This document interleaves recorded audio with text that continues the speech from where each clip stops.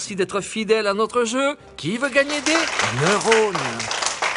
Alors aujourd'hui, nous sommes en compagnie de Marilène et Nour du centre de loisirs Jean-Jacques Rousseau d'Épinay-sur-Seine. On les encourage. Alors je vous rappelle que c'est un jeu où il n'y a rien à gagner, il y a tout à comprendre. C'est un jeu où on apprend plein de choses tout en s'amusant. Et notre savante du jour est une savante, Chloé Obis. Bonjour. Bonjour à tous. Alors quel est le sujet du jour? Aujourd'hui, nous allons parler des couleurs et de la vision. Des couleurs et de la vision. Donc on va parler de nos yeux. C'est précieux nos yeux. D'ailleurs, tiens, je vais chausser mes lunettes. Alors Marilène, est-ce qu'il t'arrive justement de porter des lunettes? Pour regarder la télé, pour regarder l'ordinateur ou pour la classe. La classe? Tu t'intéresses à la géographie? Euh, Et quel genre de lunettes? Parce que c'est des lunettes de repos.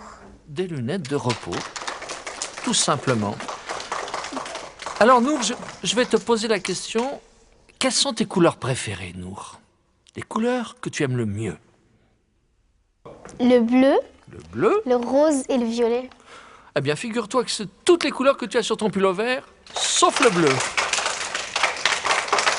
Alors écoutez bien les enfants, ça va être la première question. Le jeu commence, on a le marteau bien en main et on écoute. Quelles sont les couleurs de l'arc-en-ciel? Quelles sont les couleurs de l'arc-en-ciel?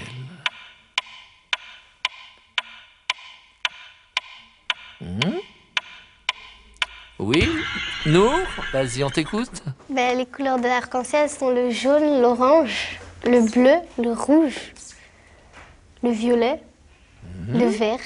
Et le vert. Eh bien, écoute, on va demander à Chloé Obis la bonne réponse. Les couleurs sont dans l'ordre. Chloé?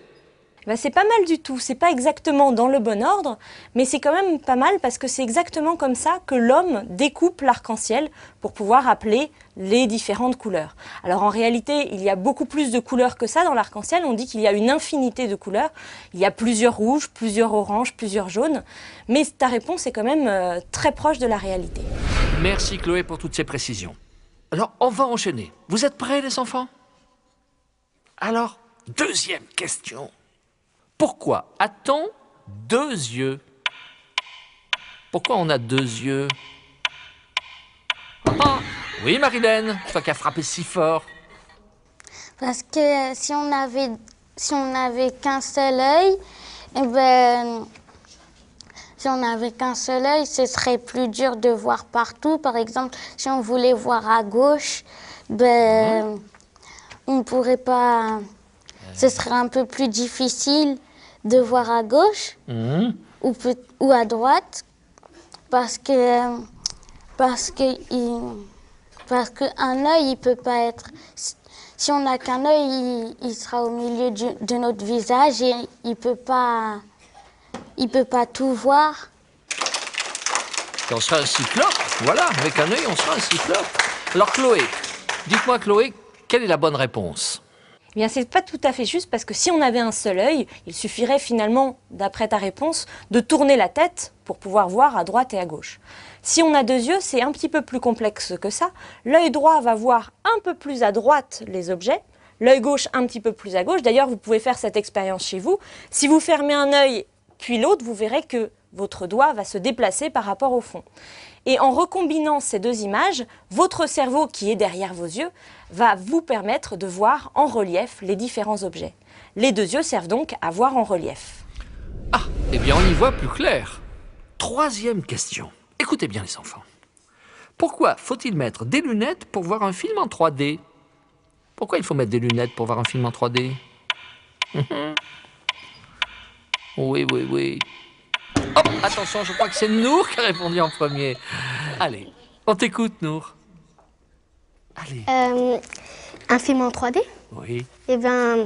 Si au cinéma, on regardait un film, Oui. si c'est un film en 3D, nous devons acheter des lunettes parce que quand le film, ils nous disent de mettre les lunettes, si on ne les met pas, on ne peut pas voir et ça nous fait mal aux yeux. Donc, si on met et par contre, si on met les lunettes, on voit très bien. Eh ben, oui, voilà. Eh bien, merci pour ta réponse. Et maintenant, nous allons demander à Chloé la très bonne réponse. Alors c'est pas tout à fait juste, Nour, car si tu retires les lunettes pendant un film en 3D, tu vas quand même pouvoir voir une image à l'écran, mais cette image va être assez brouillée. Pourquoi? Parce que lorsque tu regardes un film normalement, à la télé ou au cinéma, avec tes deux yeux, tu vois la même image. Ici, dans le cas du cinéma 3D, le but, comme on l'a vu, c'est d'avoir une image différente pour l'œil droit de l'œil gauche, pour pouvoir voir en relief. Et là, dans ces cas-là, on va utiliser les lunettes qui vont séparer les images pour l'œil droit d'un côté et les images pour l'œil gauche de l'autre. Merci pour cette réponse tout en relief. Et maintenant, nous arrivons à la dernière question. Pourquoi mettons un filet rouge sur les clémentines et un filet vert sur les courgettes dans les magasins?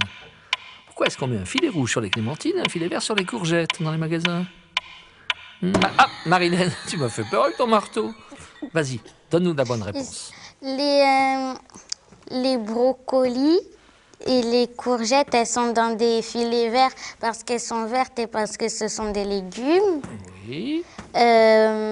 Les Clémentine. oranges ou les clémentines, elles sont dans un filet rouge parce que ce sont des fruits et parce qu'elles sont rouges et un peu oranges. Oui. Eh bien, écoute,